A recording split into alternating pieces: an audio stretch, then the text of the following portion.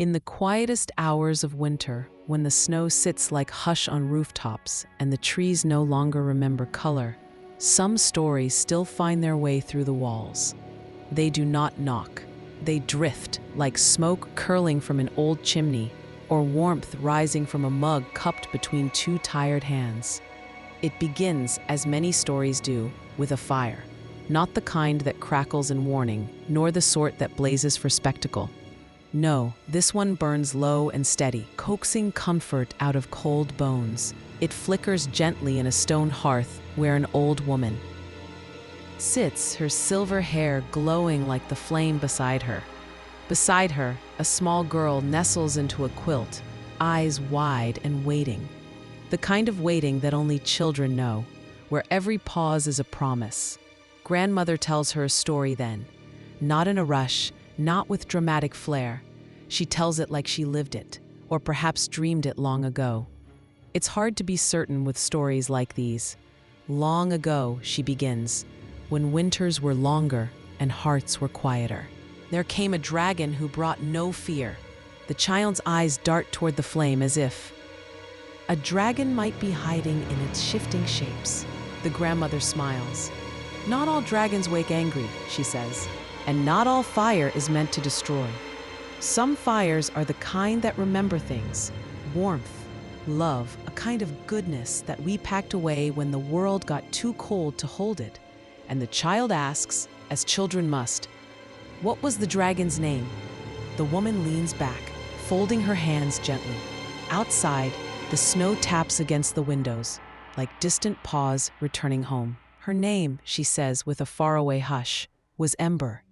There's a pause. That feels like snow landing on soft fabric. Then the grandmother adds, almost to herself, "She glowed like memory, not bright enough to blind you, just warm enough to stay." You wouldn't find such a name in the histories or in the songs that still echo through steeples and schoolhouses. No, Ember belongs to a quieter record, a story too delicate to wear ink, too sacred to shout. She lived, we are told, not in the sky's rage, but in the folds of mountain breath, not in roaring halls of treasure, but deep within the sigh of the earth, nestled, where frost dared not linger. And there, hidden by time and snow and silence, she waited. You might ask, why wait? Because some fires are not called by war or fury. They are called by kindness, by a voice too small to command, but too pure to ignore. Somewhere not so far from then and closer than now, a boy was born beneath a sky thick with snow. His name was Ellis.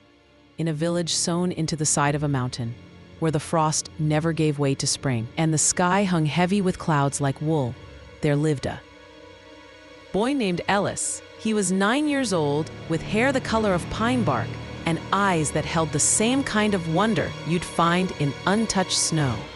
A quiet boy, but not shy, just thoughtful in the way wild animals are thoughtful, always listening, always watching.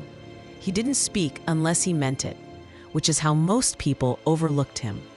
Ellis didn't mind the cold. He'd grown up with it like a second skin.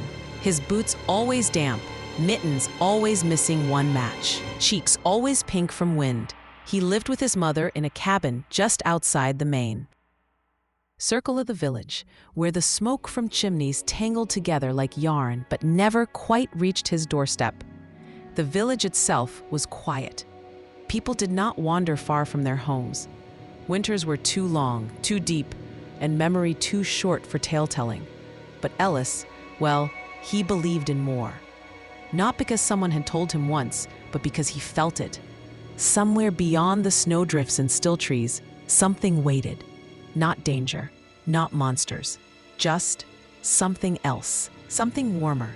Nearly every afternoon, when his chores were finished and the sun began slipping behind the mountains like a coin into a pocket, Ellis would walk into the woods. He never followed a path. He let instinct guide him, like a fox chasing scent or a bird chasing song. On one of these dusks, when the sky was painted in hush and even the birds had tucked their heads underwing, he found something he hadn't seen before. It was a hollow space tucked behind a curtain of low-hanging spruce trees, barely visible, barely there, but he felt it before he saw it. A warmth, like breath escaping the earth. He pushed aside the branches and stepped inside. At first, it looked like any cave, shallow, dark. But then his eyes adjusted and he saw it, the embers. No flame, just heat, lingering like a shared secret. Stones that pulsed faintly under the touch. The ground itself exhaled warm air. Not much, but enough to chase the sting from his fingers. And the smell, a little like soot and cinnamon, somehow alive. He returned the next day, and the next. Each time, he brought something. Half a sandwich, an extra scarf, once even a striped sock he'd outgrown. He wasn't sure why, only that it felt right, like paying rent for stepping into a secret. Then one afternoon, just as light slanted gold behind the trees, he saw her. Curled in the shadows, tucked so small, he mistook her for part of the stone at first, was a creature. She was the size of a house cat, maybe a little more, and her body shimmered in places, like coals that had just stopped glowing. Her wings were tucked tight against her ribs, like she was trying to disappear entirely. And her eyes met his in a way that made the air catch. Not with fear or fury, but with a kind of tired curiosity, like she hadn't expected to be seen and wasn't sure it wasn't a dream. Ellis didn't run. His heart beat quick in his chest, yes, but not from terror. He knelt slowly, placing the corner of a sandwich wrapped in wax paper on the ground, a peace offering. She blinked, once, twice, didn't move an inch. He didn't expect her to. "I won't tell," he whispered. The next day, she was gone, but the food he'd left, gone too. So he came back, and again. Some days, she didn't show herself. Those were the days Ellis only spoke in stories, sitting near the warmest corner of the cave, never looking directly at the dark where she hid. He spoke about the girl in the bakery who gave him free muffins when he smiled, about how his mother talked to the moon when she thought no one listened, about dreams, ones with flying and stars and oceans made of glass. One day, she came closer. Not much, just enough for him to see the glow in her chest, dim and steady, like coal that had never quite cooled. Her wings still dragged slightly. An injury, maybe, or something older. He didn't ask. He just laid a scarf gently nearby and began humming a tune his mother once sang when he had fevers. She settled in, and in that moment, neither of them knew what to call the other, but both knew exactly why they stayed. Winter deepened, and warmth, quiet, stubborn, forgotten warmth, took up space where cold used to live. Over the weeks that melted quietly into months, Ellis came back to the cave every single day. It didn't matter if the snow howled or the wind snapped trees like twigs. He went. Some would have called it obsession, but Ellis never felt like he was chasing something. He always felt like he was coming home. The dragon, still small enough to curl into his coat if she wanted to, had begun to trust him. Little by little, the space between them shrank. She no longer hid behind the rocks when he entered. She would lift her head when he called, softly, always softly. Ember. He had named her that without quite meaning to. It had just slipped out one day, felt natural on his tongue, like naming a piece of himself. Her wounds began to heal. The tear in her wings stitched itself, slowly, by something not quite science. And not quite magic, something more like time or faith. And as she grew stronger, something remarkable began to happen. She grew warmer, not just in temperature, but in presence. When she exhaled, the air sparkled faintly, as if fireflies had learned to live in mist. Her scales, once an ashy gray, began to glint with warm amber tones, especially when Ellis told one of his wandering stories. Her favorite, he could tell, was the one about the hidden lake that only appeared when the moon was full. He never told the same story twice. She never seemed to mind. With trust came routine. Mornings were spent watching snow fall silently through sprig-studded gaps in the ceiling of the cave. Middays, they played, Ember chasing shadows cast by Ellis's scarf as he dragged it over the stones. At dusk, they'd nap together, Ellis leaning against her side, her breath a steady bellows against his collar. Outside, the village remained frozen in its own rhythm. But small, strange things began to shift. Chimneys burned longer, though wood piles hadn't grown. Squirrels returned that hadn't been seen in years. Little shoots of green peeked bravely from the frozen soil near Ellis's house. An onion, perhaps, or a daffodil. No one could quite explain it, but no one questioned it either. After all, in a town so used to enduring, few had the heart to question a kindness when it arrived. And Ellis never explained it. He thought perhaps if he said too much, it might scare the warmth away. Ember was still stretching into herself, still learning how to be. He wouldn't risk that for anything. One afternoon, as the sky curved heavy with layered gray and the scent of snow curled from the earth, Ember did something new. She laughed. Not in the way humans do, no. Sharp breath or cracking voice, but a sound that shimmered. It came from her chest as light musical hums that rumbled against Ellis's palm when he rested his hand there. It was brief, but it filled the cave like singing fills a cathedral. Small miracles, dancing on vaulted silence. Ellis laughed too, because how could he not? Time passed that way. Ember grew until she was the size of a large dog, though her body still moved like something between serpent and cat, all fluid grace and silent footfalls. Her wings had grown strong again. Ellis would watch her practice in the evenings, flapping just enough to stir the loose powder off the cave floor. Her eyes fixed skyward with something that felt like longing.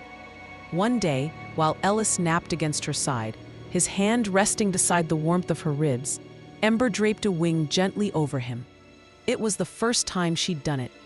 A gesture of something ancient, protection perhaps, or affection without language to name it. Outside, the sky began to clear for the first time in weeks. Blue peeked through, just a sliver, the color of promise, and down in the village, the bakery door stuck open for a moment longer than usual, and every person in line swore they smelled cinnamon in the snow. That night, for the first time in seasons, no one's chimney smoked past midnight. The fires simply didn't go out. It began with footprints. Not Ellis's, nor Ember's, but deep, melted impressions in the northern ridge. A hunter saw them first. Snow turned to steam around each mark, as if the creature moved with summer beneath its feet. The hunter ran, fell twice on the path, dropped his bundle of firewood without noticing.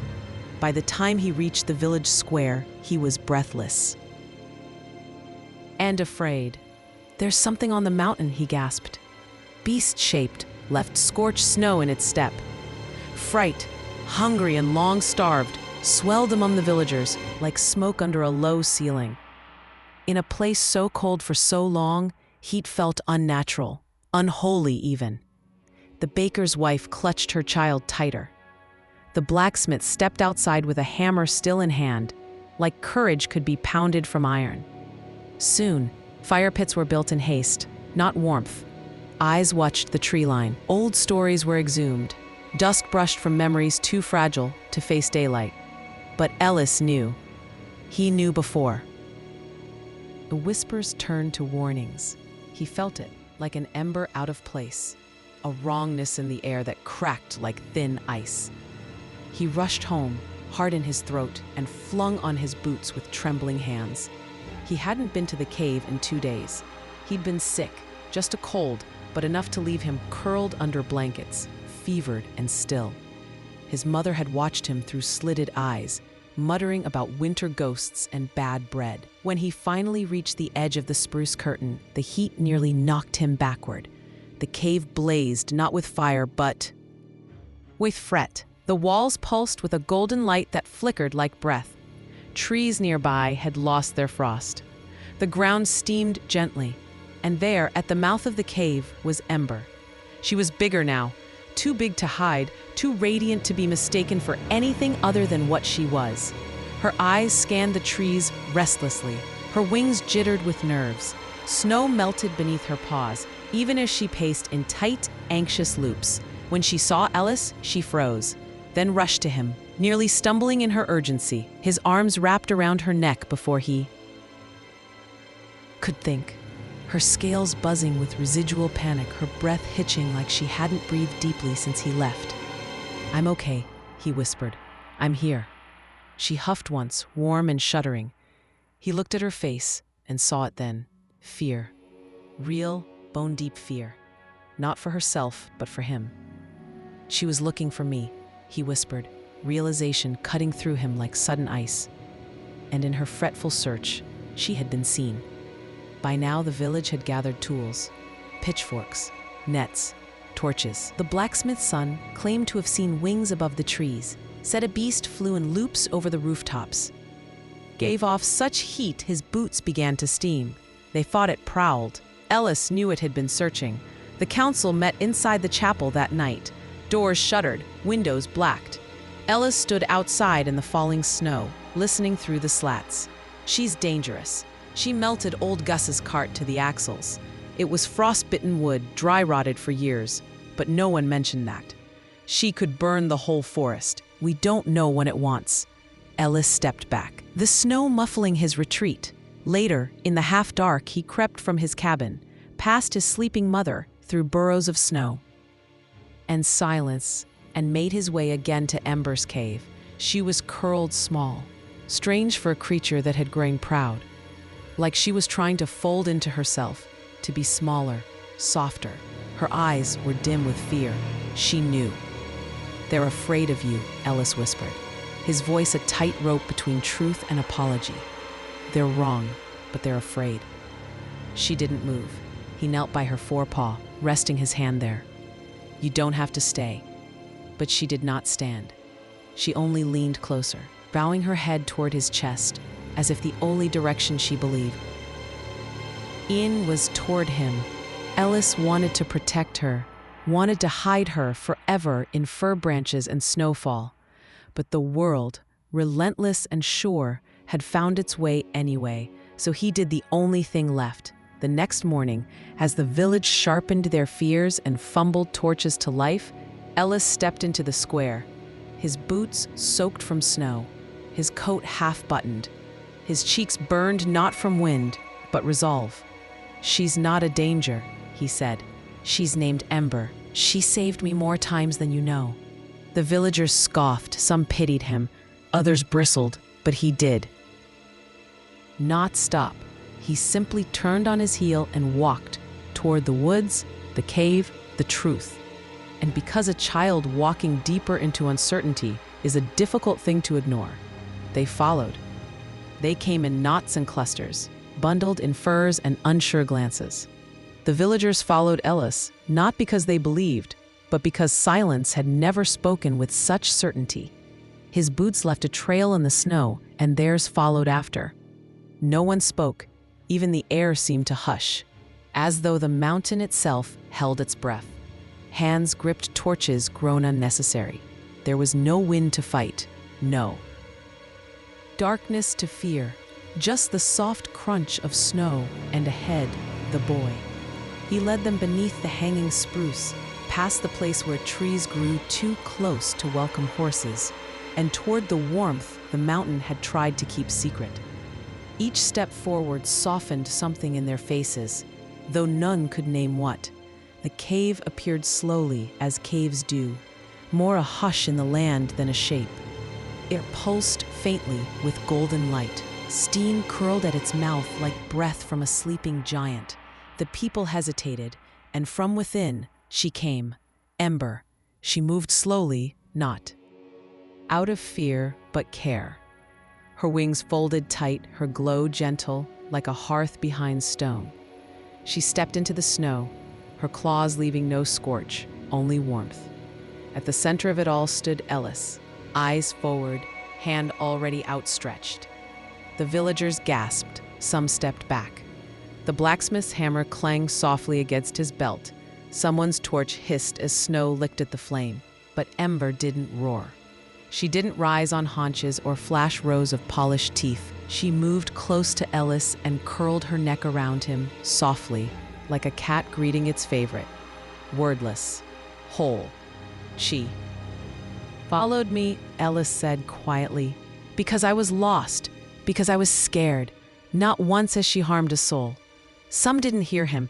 They were too busy watching Ember watch Ellis. Her eyes held nothing of monsters. Only recognition, only trust. A small child pushed forward, a girl with a crooked braid, no older than Ellis had been when the cold first stopped bothering him. She slipped through the legs of taller villagers and crossed the snow, one mitten clenched, the other hand bare.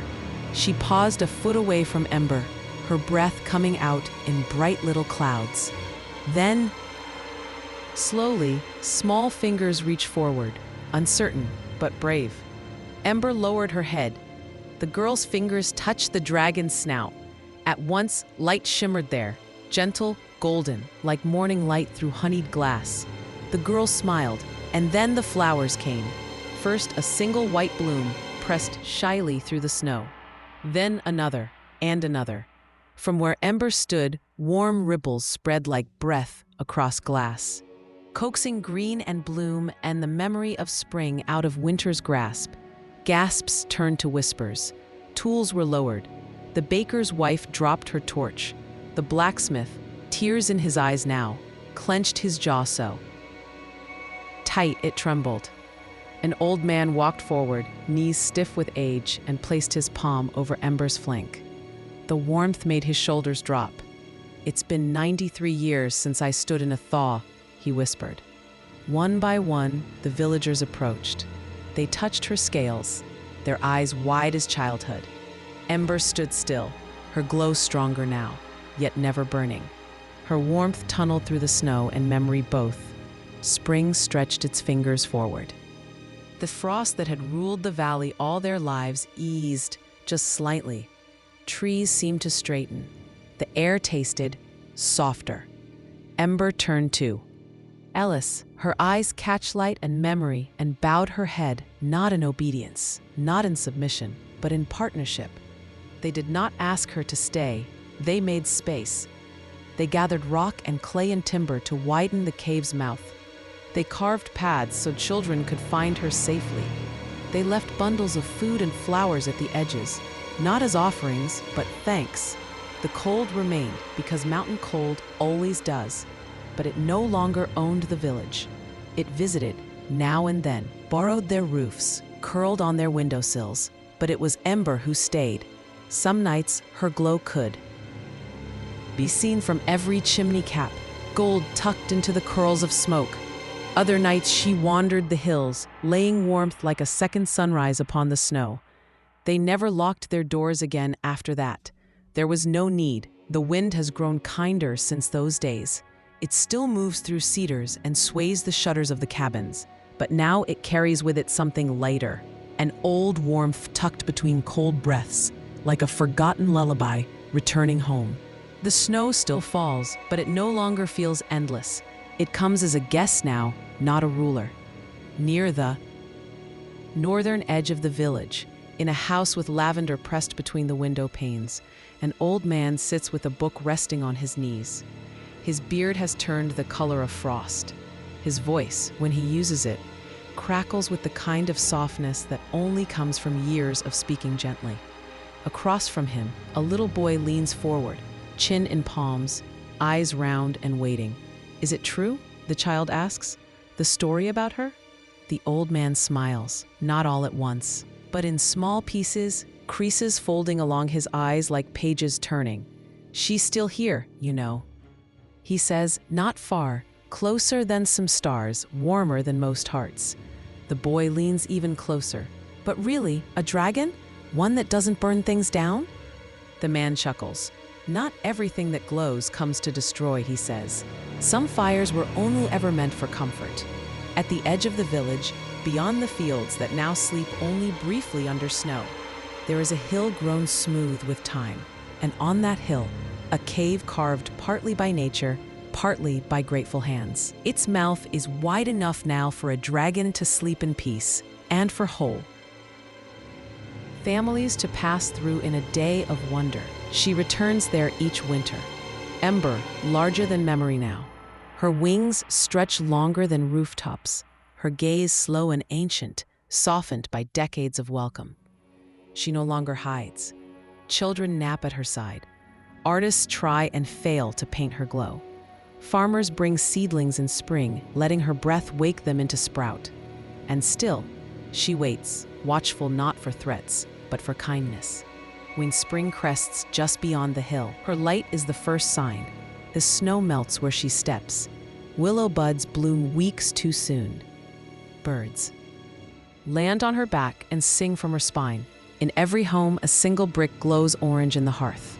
Not charred, not hot, just warm enough to keep the frost away. These are her gifts, cinders left behind, breathed into clay. Fire that doesn't burn, only stays.